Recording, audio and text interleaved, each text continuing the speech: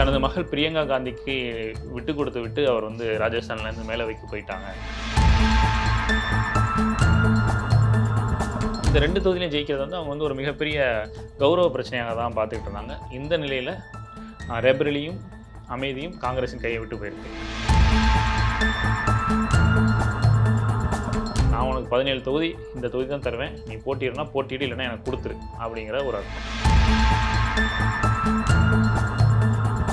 ராகுல் காந்தி மேற்கு வங்கத்துக்குள்ளே போகும்போது கல்வீச்சு சம்பவங்கள் திரிணாமுல் காங்கிரஸ் கட்சிக்காரங்க நடத்தப்பட்டது. காவல்துறையினர் அனுமதி பல இடங்களில் கொடுக்கறது பிரச்சனையாச்சு.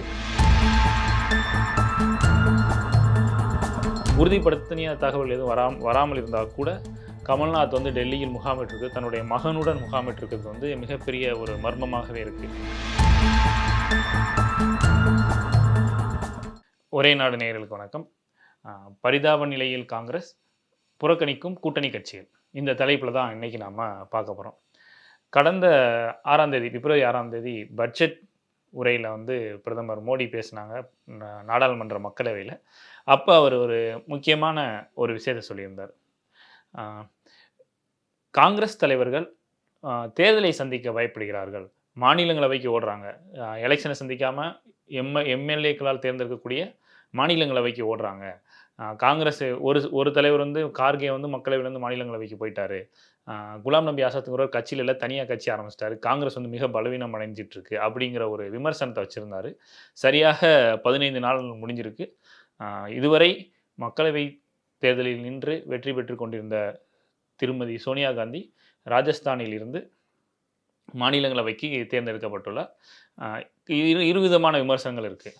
பொதுவாக காங்கிரஸ் வந்து மிக பலவீனம் ஆயிடுச்சு, அதனால் வந்து ரேபரேலியில் தனக்கு தோல்வி உறுதிங்கிறதுனால ராஜஸ்தான்லேருந்து மாநிலங்களவைக்கு சோனியா காந்தி போயிருக்கார் அப்படின்னு ஒரு தரப்பினர் சொல்கிறாங்க. தனது மகள் பிரியங்கா காந்திக்கு விட்டு கொடுத்து விட்டு அவர் வந்து ராஜஸ்தான்லேருந்து மேலவைக்கு போயிட்டாங்க அப்படின்னு இன்னொரு தரப்பு விமர்சனமும் முன்வைக்கப்படுது. இந்த ரேபரேலியாக இருக்கலாம், அமைதியாக இருக்கலாம், இரண்டுமே காங்கிரஸ் கட்சியினுடைய பாரம்பரிய தொகுதிகள். இந்திரா காந்தி வந்து ரேபரேலியில் நின்று தான் ஜெயிச்சிருக்காங்க. ராஜீவ் காந்தியாக இருக்கலாம், இல்லை சஞ்சய் காந்தியாக இருக்கலாம், அவங்க வந்து அமேதி தொகுதியில் நின்று ஜெயிச்சிருக்காங்க. உத்தரப்பிரதேசத்தில் ரேபரேலி, அமேதி இந்த இரண்டுமே காங்கிரஸுக்கு மிக முக்கியமான தொகுதி. கடந்த தேர்தலே நம்ம தோற்றுருவோம் அப்படின்னு தெரிஞ்சுக்கிட்ட ராகுல் காந்தி அமேதி தொகுதியோடு சேர்ந்து வயநாட்டிலையும் வேட்புமனு தாக்கல் பண்ணார். அமேதியில் அவங்கள வந்து ஸ்மிருதி இரானி தோற்கடித்தாங்க. இந்த முறை ரேபரேலியிலும் அதுவே நடந்துவிடக்கூடாது என்பதற்காகத்தான் வந்து சோனியா காந்தி அங்கே மாறியிருக்காங்கிறத எளிதாக யூகிக்க முடிகிறது. ஒட்டுமொத்த மாநிலத்திலும் செல்வாக்கை இழந்தால் கூட உத்தரப்பிரதேசில் இப்போ காங்கிரஸ் 4வது இடத்துல இருக்குது. அப்படி போயிட்டா கூட இந்த 2 தொகுதியிலையும் ஜெயிக்கிறது வந்து அவங்க வந்து ஒரு மிகப்பெரிய கௌரவ பிரச்சனையாக தான் பார்த்துக்கிட்டு இருந்தாங்க. இந்த நிலையில் ரேபரேலியும் அமைதியும் காங்கிரஸின் கையை விட்டு போயிருக்கு. இது ஒரு புறம் இருக்க, கூட்டணி கட்சிகளால் காங்கிரஸ் எப்படி அவமானப்படுத்தப்படுகிறது அப்படின்னா, இப்போ உத்தரப்பிரதேசத்துக்குள்ளே ராகுல் காந்தி பாரத் ஜோடோ யாத்திரை போயிட்டு இருக்காரு.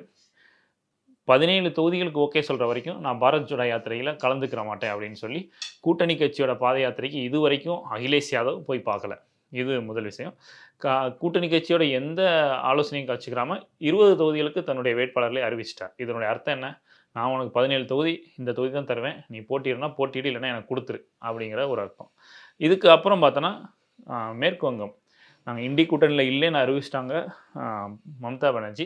சரி, தேர்தல் முடிஞ்சாவது கூட்டணியில் சேருங்க அப்படின்னு ஒரு நிலைப்பாடை காங்கிரஸ் எடுத்திருக்கு. இது வரைக்கும் காங்கிரஸுக்கு தொகுதியே கிடையாதுன்னு சொல்லிட்டாங்க. ராகுல் காந்தி மேற்கு வங்கத்துக்குள்ளே போகும்போது கல்வீச்சு சம்பவங்கள் திரிணாமுல் காங்கிரஸ் கட்சிக்காரங்க நடத்தப்பட்டது. காவல்துறையினர் அனுமதி பல இடங்களில் கொடுக்கறது பிரச்சனையாச்சு. மேற்கு வங்கத்தின் நிலைமை இதுதான். டெல்லி, அரவிந்த் கெஜ்ரிவால் பஞ்சாபில் நிச்சயமாக எதிரெதிர் துருவம்னு சொல்லியிருக்காங்க. டெல்லியில் 2 தொகுதிகள் தான் சொல்லியிருக்காங்க. காங்கிரஸ் மறுத்து பேசலை. தமிழ்நாடு, கடந்த முறை தந்த சீட்டை வந்து கண்டிப்பாக இந்த முறை தர முடியாதுன்னு சொல்லி திமுக சொல்லியிருக்கு. எதுவும் காங்கிரஸ் பதில் பேசவே இல்லை, மௌனம் காக்கிறது அப்படின்னு தான் பார்க்குறோம். இப்படி கூட்டணி கட்சிகள் வந்து ஒரு புறம் வந்து காங்கிரஸுக்கு நெருக்கடி கொடுக்குற, கட்சிக்குள் இருக்கிற நிர்வாகிகள், குறிப்பாக மத்திய பிரதேசத்தில் வந்து கமல்நாத் கடந்த சில நாட்களாக டெல்லியில் முகாமிட்டிருக்காரு. அவர் பிஜேபியில் சேர போகிறாங்க அப்படின்னு ஒரு தொடர்ச்சியாக செய்திகள் பரப்பப்படுது. இது வரைக்கும் உறுதிப்படுத்திய தகவல் எதுவும் வராமல் இருந்தால் கூட கமல்நாத் வந்து டெல்லியில் முகாமிட்டிருக்கு, தன்னுடைய மகனுடன் முகாமிட்டிருக்கிறது வந்து மிகப்பெரிய ஒரு மர்மமாகவே இருக்குது. ஏன் அப்படின்னா 2 விஷயங்கள். முதல்ல, தேர்தல் தோல்விக்கு அப்புறம் அவர் வந்து மாநில தலைவர் பதவியிலேருந்து நீக்கினது, இது ஒரு முக்கியமான விஷயம். 2வது விஷயம், அவருடைய பையனுக்கு இந்த தடவை எம்பி சீட் கிடைக்காது அப்படிங்கிற இன்னொரு தகவல். இந்த 2 நாளையும் கமல்நாத் வந்து காங்கிரஸை விட்டு விலகுவது என்ற முடிவு எடுத்து டெல்லியில் தங்கியிருக்கார் அப்படின்னு சொல்லப்படுது. அடுத்த ஒரு மாநிலம் தமிழ்நாடு. விஜயதரணி எம்எல்ஏ, விளவங்கோடு எம்எல்ஏ இதுவரை தமிழ்நாடு சட்டப்பேரவை கூட்டத்தொடரில் கலந்து கொள்ளவில்லை. தன்னை மாநில தலைவராக அறிவிப்பாங்கன்னு எதிர்பார்த்தாங்க, அறிவிக்கல. சட்டப்பேரவை குழு தலைவரா அறிவிப்பாங்கன்னு எதிர்பார்த்தாங்க, அறிவிக்கல. அதனால அவங்க புறக்கணிச்சிருக்காங்க அப்படிங்கிறது தொடர்ச்சியாக செய்திகள பார்க்குறோம்.